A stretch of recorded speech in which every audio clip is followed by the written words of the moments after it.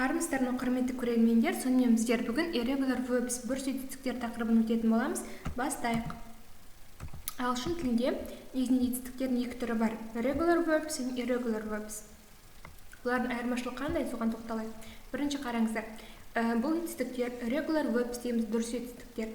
Олар өткен шақта немесе әртүрлі басқа шақтарда қолданған кезде етістіктің өзіне, қараңыздар, мына жері verb ed немесе d жалғауын жалғаймыз. Яғни мысалға ол өзгертілмейді. Мысалға I watched TV, мен теледидар қарадым. Етістік бізде watch, оған ed жалғадық. Мен теледидар қарадым деп өткен шақта айтып тұрмыз. Немесе I played basketball. I play, мен ойнаймын. ed жалғаған кезде ол өткен шақ мағынасын береді. I played basketball, мен баскетбол ойнадым. Түсінікті, бұл regular verbs, дұрыс етістіктер. Енді қараңыздар. Бүріс етістіктер irregular verbs, олар өткен шақта және басқа шақтарда қолданылған кезде олардың формасы толығымен өзгеріп кетеді. Олардың арнайы тізімі бар, сол бойынша жаттау керексіздер. Мысалға to be етістігі ағылшын тілінде ең маңызды етістік. To be, яғни болу, болып табылады деген мағынаны білдіретін етістік.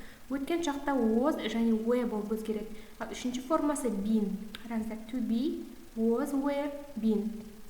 Сол секілді have, to have етістігі менде бар, яғни менде бір нәрсе бар деп айту үшін қолданылатын етістік. Осы шақта have, has болса, өткен шақта had, үшінші формасында had деп өзгеріп отырады.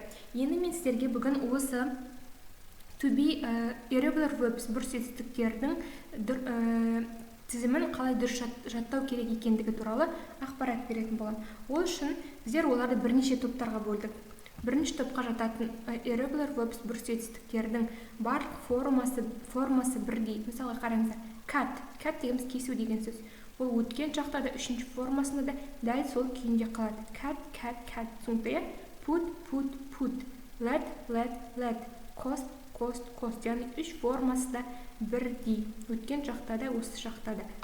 Келесі екінші топқа жататын етістіктер, бүріс етістіктер. Олардың екінші формасы және үшінші формалары бірдей. Мысалға, екінші формасы және үшінші формасы. Мысалға, sell, sold, tell, told. Түсінікті, бірінші формасы өзі қалады, ал екінші формасы мен үшінші формасы өзгермейді. Sell деген сату, tell айту, say ол да айту деген мағынаны білдіреді, pay төлеу. Say, said, pay, paid. Келесі жалғастырамыз. Үшінші топтың етістіктері, оған қараңыздар. Егер етістіктің бірінші формасында о әріпі болса, өткен шақта екінші формада ол и әрпіне өзгереді, үшінші формасында ол n әрпімен аяқталады. Мысалға, blow, blew, blown, grow, grew, grown. Түсінікті, көріп тұрсыздар. О әрпі болса етістікте ол екінші формасында и-ге өзгереді, үшінші формасында n-мен аяқталады. Know, knew, known, through, thrown. Түсінікті. Жалғастырамыз. Төртінші топқа жататын етістіктерге қараңыздар. Бұл жерде егер етістікке и, әрпі бірге келген болса, екінші формасында өткен шақта ол о-ға өзгереді, үшінші формасында n-мен аяқталады. Мысалға, break, broke, broken. Сындыру деген сөз. Wear, wore, worn. Swear, swore, sworn. Түсінікті. Келесі бесінші формада.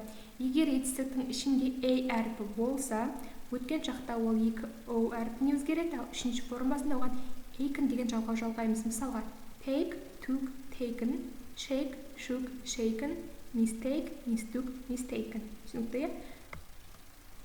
Бұл жай ғана осы көп етістіктердің жаттаудың бір формуласы қана. Негізінен бұл ережеге бағынбайтын да басқа етістіктер, бүріс етістіктердің өте көп, оны алдағы уақытта талдайтын боламыз. Сізбен бірге болғандарыңызға рахмет.